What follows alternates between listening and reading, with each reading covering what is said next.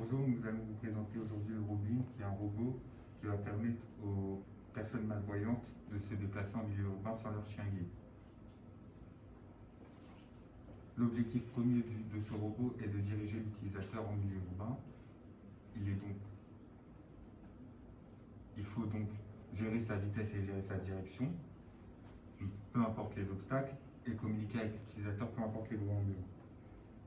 Nous avons ensuite 6 blocs fonctionnels principaux auxquels nous avons attribué des solutions techniques et nous avons donné des caractéristiques technologiques à ces solutions techniques pour définir les blocs fonctionnels. Dans la modélisation, on a une simple régulation de vitesse. Donc on a donc ici la consigne qui envoie l'information à la batterie et au pont en H qui module l'énergie, qui l'envoie au moteur. Puis en vert ici on a la transmission avec le réducteur et les roues. On a aussi modélisé une force, les frottements secs.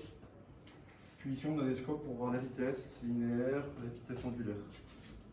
Donc dans la simulation, c'est pour ça qu'on a une accélération, puis une vitesse constante à 4,97 km/h pour une consigne de 5 km/h.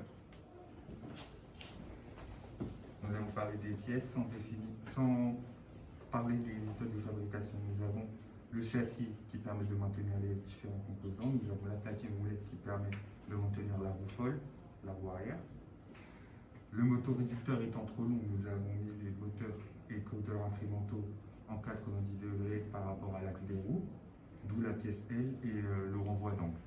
Nous avons ensuite le porte-capteur qui permet de maintenir les différents capteurs ultrasons avec le moins d'angle mort possible.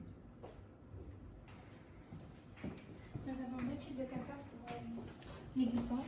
Le capteur ultrason qui va nous permettre de détecter et de calculer la distance d'un obstacle. Ensuite, on a une régulation de vitesse qu'il nous faut mesurer grâce à un codeur incrémental. Je vais vous présenter le programme régulation vitesse moteur. Il débute par différentes configurations. Viennent ensuite s'ajouter deux conditions. Si ces deux conditions sont validées, alors nous pouvons passer à la configuration du rapport cyclique Lemelli et à la lecture des consignes et requêtes de l'IDC. Ensuite vient le programme synthèse vocale qui exploite la carte MP3 pour avertir l'utilisateur avec des messages préenregistrés.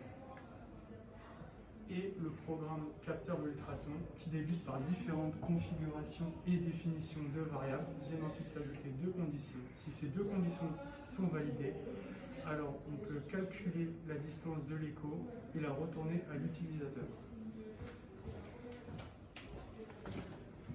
Pour l'expérimentation, on a filmé le robot sur une distance de 2,9 mètres. Puis on a importé la vidéo dans Avimeca.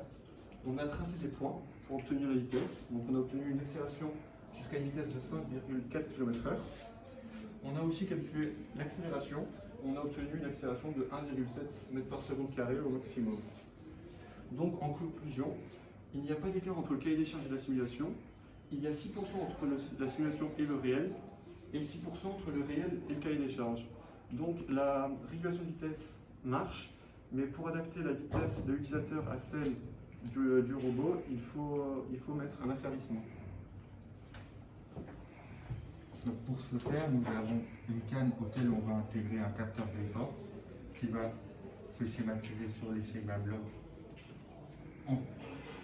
en solution technologique sur le diagramme des exigences et en solution technique sur le diagramme bloc.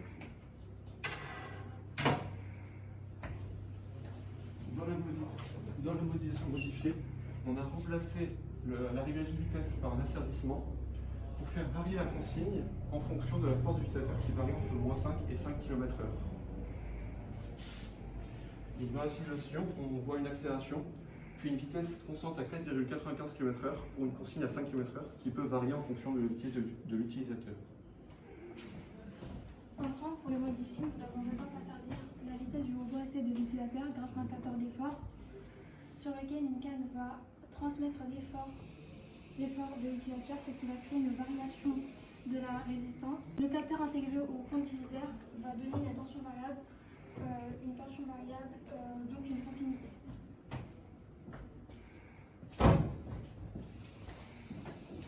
Donc pour conclure, nous n'avons aucun écart entre la simulation et le cahier des charges, ce qui nous permet de valider l'amélioration malgré la non-réalisation de l'expérimentation réelle du robot et de l'amélioration. Merci de nous avoir écoutés.